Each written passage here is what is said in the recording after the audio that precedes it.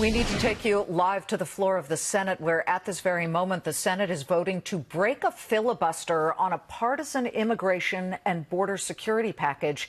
It needs a total of 60 votes in the Senate. We're monitoring the situation, but there are four that we've been talking about. The McCain-Coons DREAM Act plan did not pass. It failed. Then you have Senator Toomey's plan that would cut off federal money from sanctuary cities, the bipartisan Gang of 22 plan, and then the Grassley Four Pillars plan, which the president says he would sign. Let's bring in the chairman of the Democratic Caucus and member of the House Ways and Means Committee, New York Democratic Congressman Joe Crowley. We wanted to also talk to you about infrastructure, sir, but let me just get you on this. I know it's the Senate that's voting and you're in the House, but what if they pass something that the president, we already know, is going to veto here? Well, I think Paul Ryan has said he won't bring a bill to the House floor that doesn't have the president's support. I think if you take Paul at his word, that's his bottom line. It would have to be something that the president would support to bring it to the House floor. We're working on completely different rules in the Senate. Yeah, I understand that, and it's pretty interesting, except that it's pretty frustrating for a lot of people, I'm sure. Let me shift to infrastructure, where you've been watching this very closely, as have the American people who like this. And whether they're on one side of the aisle or not, all they've heard is that both Democrats and Republicans could get their shoulder behind infrastructure. Are you going to? Well, I think that's a good question. I think what the president has proposed is really woefully lacking. It's $200 billion over a 10-year period. That roughly comes out to about $20 billion a year of investment, and that simply won't cut it. It also would put the onus on local governments to provide 80% of the share. At 20%, 80%, when traditionally it's been the opposite. 80% coming from the federal government, 20% from localities. That's the only way to really incentivize these big long-term projects.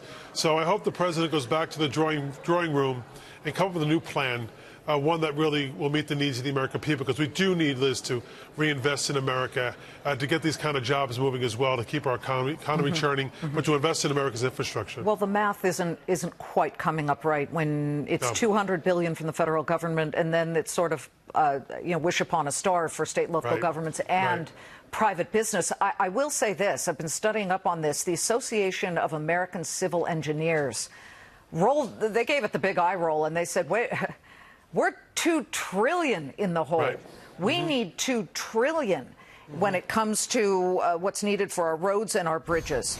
Right. In fact, the House plan that was rolled out last week calls for a minimum of $1 trillion directly from the federal government. That will incentivize much more. It would have a 20% cost share from localities, as well as work limitedly, but work with 3 Ps, public-private partnerships. So I do think that's a much more robust plan. Although the president said he would get behind, and he apparently said this in front of several senators, that he would get behind a 25-cent hike in the gasoline tax, which, by the way, has not been touched since 1991. Reagan raised it, George Bush Sr. raised it, and Bill Clinton was the last one to raise it, and back then it was up to 18.3 cents. Hasn't been touched in decades. That'd be a mighty hike for a Republican president to try to get through. We could do an awful lot of infrastructure rebuilding if we had that. So you like that idea? I'm not so sure it's a realistic number, quite frankly. We've been much more modest in terms of the proposals that have come out of the Democratic side of the aisle. I do think we can raise the gas tax. I think we can be part of this. But to go 25%, that's a big jump. I think if a heavy sell himself 25 cents. Yeah, he said like a quarter per gallon. Yeah. Not to a quarter per gallon. Up a quarter, a 25-cent piece per gallon. That would be a big hike. Yeah. I am wondering, though, he says he's the deal maker in chief. What if he came to the Democrats and said, look, I know most of you guys are okay with this. I don't know about Californians because they have very high, and Hawaiians as well, the boutique fuels that they have to pay for. But would you work with the president on that if you saw he needed some real help on it? I think the president has a tendency to say one thing and then do another, and I think that's been so far his M.O. So it's hard for Democrats to get behind anything he says at this point. We've seen this bait and switch before. I'm certainly open to wanting to hear what that's about, but so far the president's been very lackluster in terms of his proposals. Congressman, before we go really quickly, I'd be remiss if I didn't ask you about this piece on the front page of the New York Times earlier this week that says that even Democrats in the House are having trouble getting behind Nancy Pelosi, your leadership, after her long speech during immigration, 8 hours long. And that was in direct contrast to what Chuck Schumer, the senator from New York, was saying. Are you behind Nancy Pelosi? I think the issue of immigration and DACA in particular is not only a moral issue, it's an economic issue for our country, and I think we have to find a solution. At the end of the day, if we don't pass a bill, it's not because of Nancy Pelosi or Chuck Schumer, it's because of Mitch McConnell and Paul Ryan. It'll be their legacy if a comprehensive bill is not passed to help these DACA souls. Can I ask again, are you behind her on not just this issue, but all issues? I think Nancy Pelosi is one of the most dynamic leaders our nation has ever seen. I think she's easily demonized. I think it's sexist, and people are getting tired of that.